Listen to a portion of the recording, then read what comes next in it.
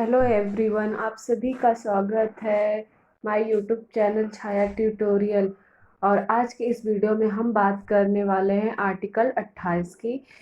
और जो जो लोग हमारे आर्टिकल 27 और आर्टिकल 26 नहीं पढ़े हैं, वो हमारे डिस्क्रिप्शन बॉक्स में जाइए, वहाँ पे हम लिंक दिए हैं। वहाँ जाकर आप हमारा अगला वीडियो ये सब देख सकते हैं। आर्टिकल 27, आर्टिकल 26, जो भी आपको देखना हो। तो फिर आज हम स्टार्ट करेंगे आर्टिकल 28, जो कि क्या कहता है आपका। आर्टिकल 28, कुछ शिक्षा संस्थाओं में धार्मिक शिक्षा या धार्मिक उपासना में उपस्थित होने से स्वतंत्रता। मतलब ये इसके कहने का मतलब क्या है।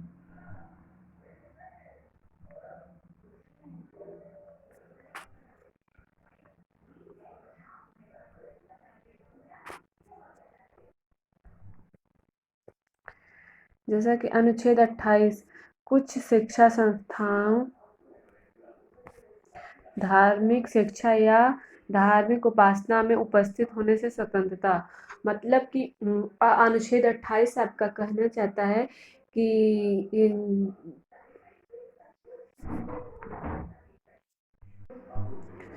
राज्य निधि से पूर्णतः पोषित किसी शिक्षा संस्था में कोई धार्मिक शिक्षा नहीं दी जाएगी।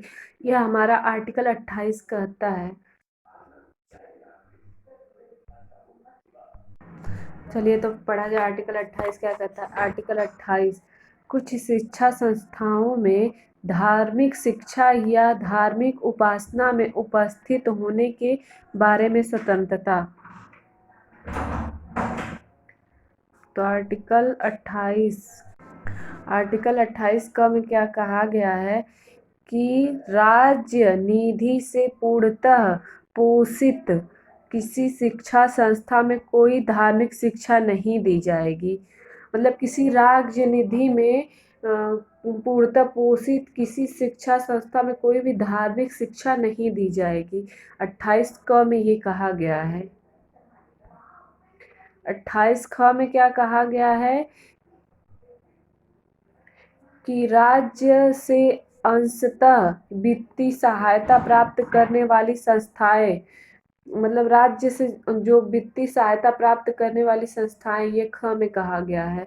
और ग में आपके क्या कहा गया है कि राज्य से मान्यता प्राप्त संस्थाएं वे वित्तीय सहायता न लेती हो तथा ऐसी संस्था जो राज्य द्वारा प्रशासित एडमिनिस्ट्रेड हो, किंतु जिनको स्थापना किसी धार्मिक न्यास या ट्रस्ट आदि के अधीन हुई है, जहां धार्मिक शिक्षा देना आवश्यक है। आर्टिकल 28 आपका, जिसमें कि आपका कुछ शिक्षा संस्थाओं में धार्मिक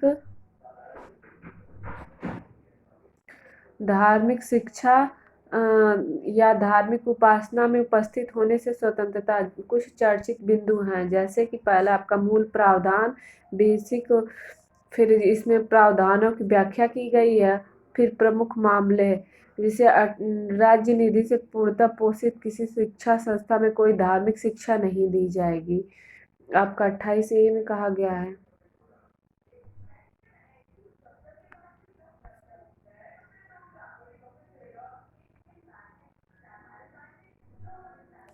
अट्ठाईस दो में ये कहा गया कि खंड ए, मतलब कि कोई बात ऐसी शिक्षा संस्था नहीं लागू होगी जिसका प्रशासन राज्य करता है, किंतु किसी ऐसे विन्यास या न्यास के अधीन स्थापित हुई जिसके अनुसार उस संस्था में धार्मिक शिक्षा देना आवश्यक है।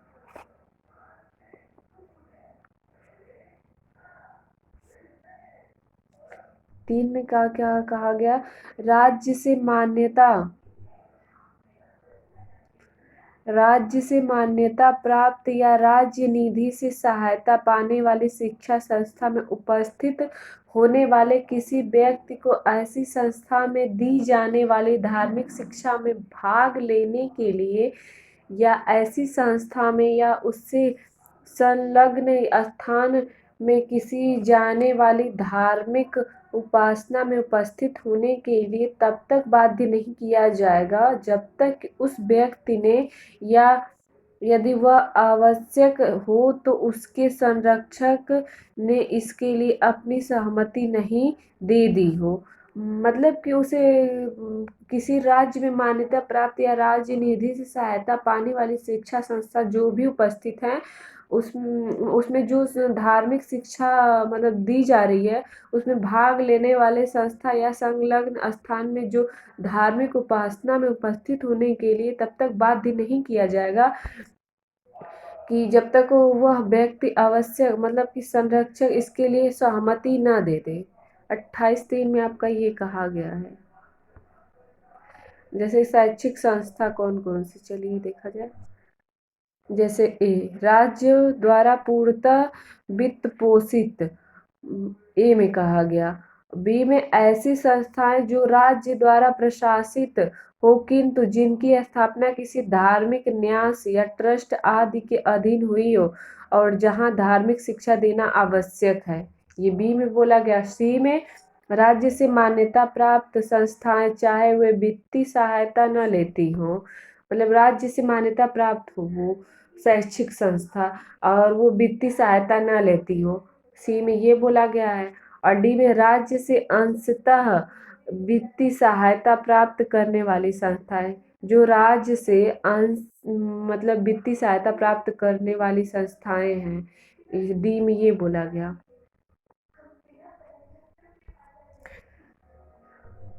ए में क्या कहा गया, जैसे कि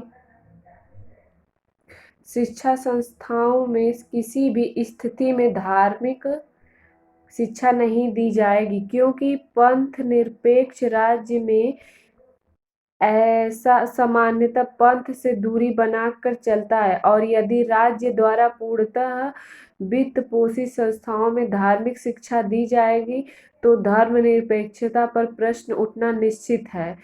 मतलब शिक्षा संस्थाओं में किसी भी स्थिति में धार्मिक शिक्षा नहीं दी जा सकती है क्योंकि अगर धार्मिक शिक्षा दी जाएगी तो जो वित्त पोषित संस्थाओं में धार्मिक शिक्षा दी जाएगी तो धर्मनिरपेक्षता पर प्रश्न उठना निश्चित ही होगा, ये कहा गया है आपके ए में।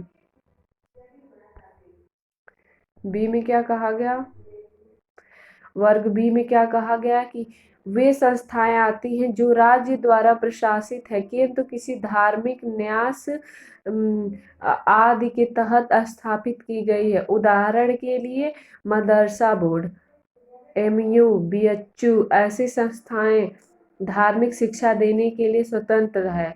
अन्य धर्मों के व्यक्ति ऐसी संस्थाओं में इसी शर्त पर प्रवेश ले सकते हैं कि उन्हें उक्त धर्म को धार्मिक शिक्षाओं से कोई आपत्ति नहीं है। आपके वर्ग बी में ये कहा गया है कि जैसे कि जो राज्य द्वारा प्रशासित है किंतु इसमें मतलब ऐसे लोग ऐसी संस्थाएं शिक्षा देने के लिए स्वतंत्र है जो अन्य धर्मों के व्यक्तियों को ऐसी संस्थाओं में इसी शर्त पर प्रवेश ले सकते हैं कि उन्हें उक्त धर्म को धार्मिक शिक्षाओं से कोई आपत्ति नहीं हो। आपके बी में ये कहा गया। सी में क्या कहा गया, वर्ग सी में आइए देखते हैं। वर्ग सी में कहा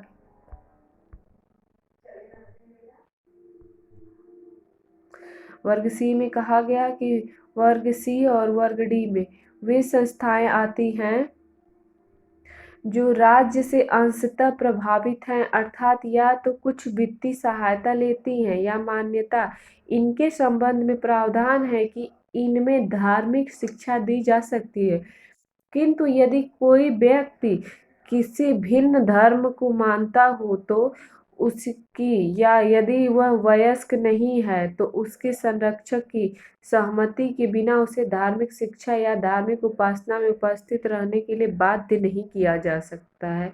मतलब कि आपके वर्ग सी और वर्ग डी में ये कहा गया है कि यदि कोई व्यक्ति किसी भिन्न धर्म को मानता हो और वो उसकी सहमति के बिना उसे धार्मिक शिक्षा या धार्मिक उपासना देने के लिए बाध्य मतलब किया नहीं जा सकता है।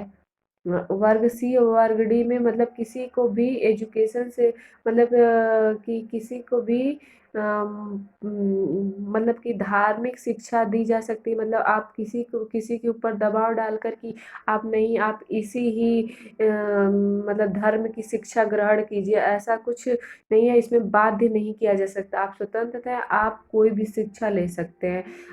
बाध्य करके कोई भी धार्मिक शिक्षा नहीं दी जा सकती। आपके वर्ग सी और वर्ग डी में यही बोला गया है कि शिक्षा या धार्मिक उपासना में उपस्थित रहने के लिए बाध्य नहीं किया जा सकता।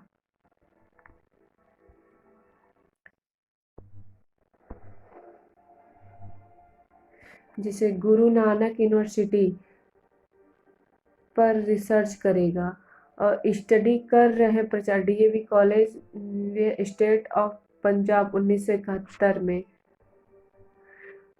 स्टडी कर रहे प्रचार नहीं, इसलिए अनुच्छेद 28 का उल्लंघन नहीं है। मतलब वो पढ़ रहे हैं, प्रचार नहीं कर रहे हैं। और मतलब मनी बोर्ड करिकुलम में विभिन्न धर्मों के बारे में जानकारी पढ़ाई जाती है, जो केवल स्टडी है, प्रचार नहीं, इसलिए अनुच्छेद 28 का उल्लंघन नहीं है।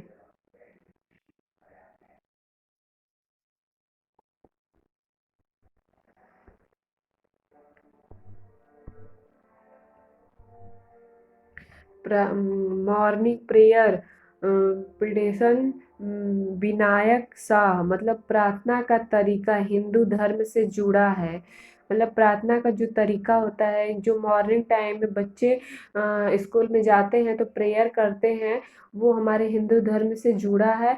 जैसे कि संस्कृत में श्लोक, हाथ जोड़कर वंदना करना, यह अनुच्छेद 28 का उल्लंघन नहीं करता है। मतलब कि ये अनुच्छेद 28 में कोई उल्लंघन, कोई बाध्य नहीं करता है। जैसे कि किसी भी शिक्षण संस्थाओं में धार्मिक शिक्षा मतलब कि वो प्रचार नहीं कर रहा है धार्मिक शिक्षा का। मतलब कि उसमें प्रार्थना करने का तरीका हिंदू धर्म से जुड़ा है। जैसे संस्कृत में आप लोग सुबह मॉर्निंग के टाइम में जाते हैं जब स्कूल में, तो प्रेयर होता है, श्लोक होता है, जो हाथ जोड़कर बच्चे करते हैं। ये सब 28 का उल्लंघन नहीं करता है। ये किसी धर्म जाति से नहीं जुड़ा है।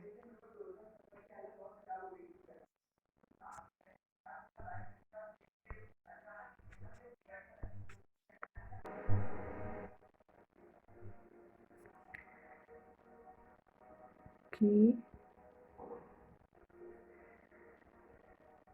कोई बात ऐसी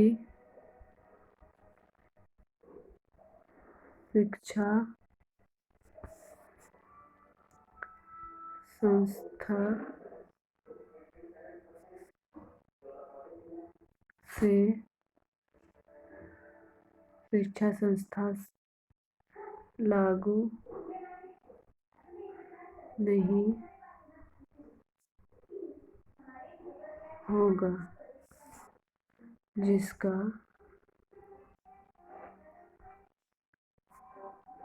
जिसका प्रशासन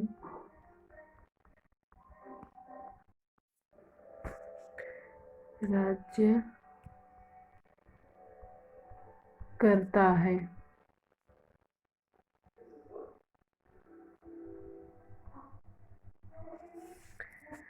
किंतु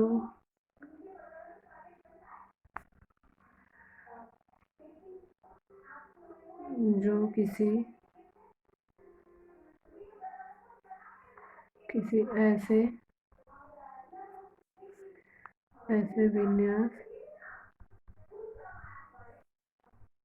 विन्यास या न्यास के अधीन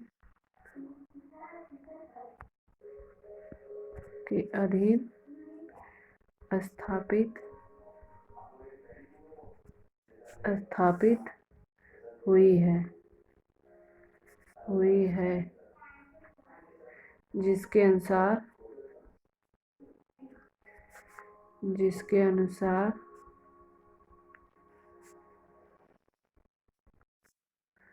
उस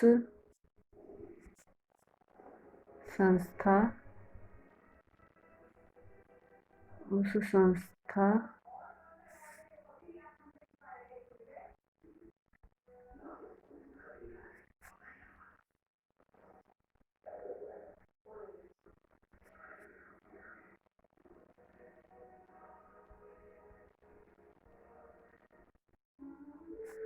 धार्मिक शिक्षा देना आवश्यक है। धार्मिक शिक्षा देना आवश्यक है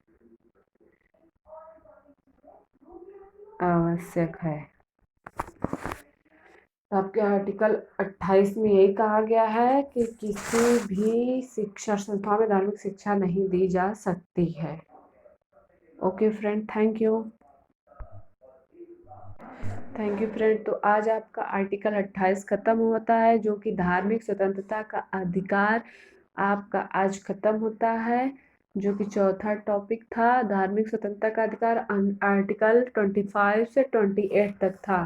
धार्मिक स्वतंत्रता का अधिकार आपका अनुच्छेद 25 से 28 था, जो कि 25 में आपको धर्म के प्रचार प्रसार की स्वतंत्रता के बारे में बताया गया। अनुच्छेद 26 में धार्मिक कार्यों के प्रबंध की स्वतंत्रता के बारे में बताया गया। अनुच्छेद 27 में किसी भी धर्म की उन्नति हेतु चंदा देने के लिए किसी भी व्यक्ति को बाध्य नहीं किया जाएगा। ये आपके आर्टिकल 27 मतलब अनुच्छेद 27 में बताया गया। और आर्टिकल 28 में आज का जो लेक्चर है आर्टिकल 28 पे पढ़ाया गया, जो कि आपका था टॉपिक किसी भी शिक्षण संस्थाओं में धार्मिक शिक्षा नहीं दी जाएगी। तो आपका जो जो पढ़ाया गया एक बार आपको दिखा दिया जा रहा है। आप लोग चाहिए तो स्क्रीनशॉट ले लीजिए। आज आपका आर्टिकल 28 पढ़ा दिया गया, जो कि आज आपका ये लेक्चर अब समाप्त होता है। आर्टिकल 28 में यही पढ़ाया गया कि कुछ शिक्षा संस्थाओं में धार्मिक शिक्षा या धार्मिक उपासना में उपस्थित होने से स्वतंत्रता। यही था आपका। तो thank you friend, thank you.